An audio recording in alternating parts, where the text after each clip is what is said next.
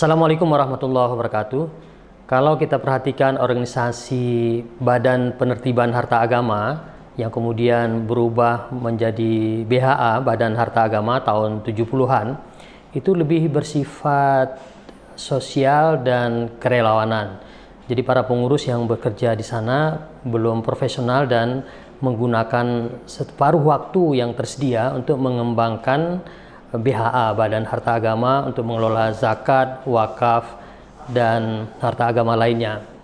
Kemudian tahun 90-an dibentuk BAZIS, Badan Amil Zakat, Infak, dan Sedekah.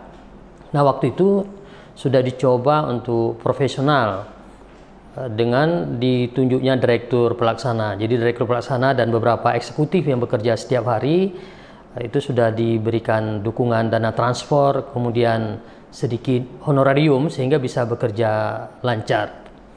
Nah, lalu tahun 2000-an, mulai 2004 dibentuk Baitul Mal. Nah, ini dirancang sebenarnya untuk bisa menjadi badan amil zakat, infak, dan sedekah yang profesional. Artinya dikerjakan atau karyawannya bekerja full penuh waktu dengan tunjangan honorarium yang memadai. Tetapi waktu itu peran pemerintah hanya untuk memfasilitasi Baitul Mal, artinya mendukung biaya operasional atau anggaran untuk operasional Baitul Mal.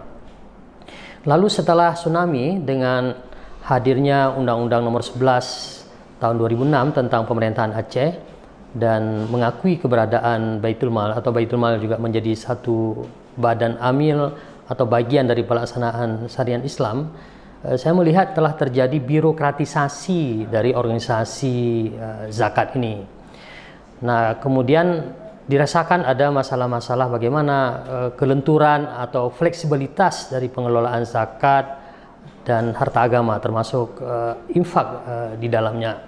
Karena itu para pekerja zakat terus berpikir bagaimana melakukan inovasi perubahan organisasi sehingga organisasi Baitul Mal ini bisa lebih cepat, lebih ligat, lebih mudah melakukan inovasi-inovasi dan bisa cepat dalam memberikan pelayanan kepada masyarakat, kepada muzaki dan kepada mustahik yang berhak menerima zakat.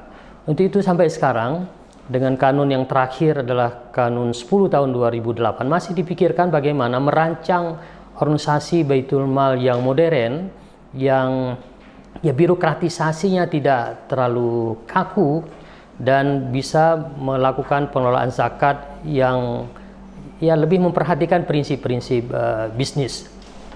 Untuk itu pilihannya adalah bagaimana menjadikan Baitul Mal sebagai sebuah organisasi yang modern. Katakanlah modelnya seperti Badan Usaha Milik Negara, BUMN, atau BLUD. Jadi ada peran pemerintah di sana melakukan fasilitasi, tetapi pemerintah juga memberikan otonomi kepada organisasi Baitul Mal sehingga bisa bekerja profesional, bisa bekerja dengan menggunakan prinsip-prinsip bisnis. Saya kira pilihan-pilihan ini masih akan terjadi dan para pekerja zakat di Aceh terus merancang bagaimana melahirkan satu organisasi Baitul Mal yang profesional. Ya, saya kira modelnya adalah seperti BUMN atau BLUD. Nah, mudah-mudahan gagasan-gagasan baru akan terus lahir dan memperhatikan dinamika yang ada sehingga pengelolaan zakat, infak, dan juga wakaf, nah, bagaimana bisa dilakukan dengan baik dan bisa memberi harapan untuk berperan dan berfungsi lebih baik dalam mewujudkan keadilan sosial di Aceh ini. Terima kasih. Assalamualaikum warahmatullahi wabarakatuh.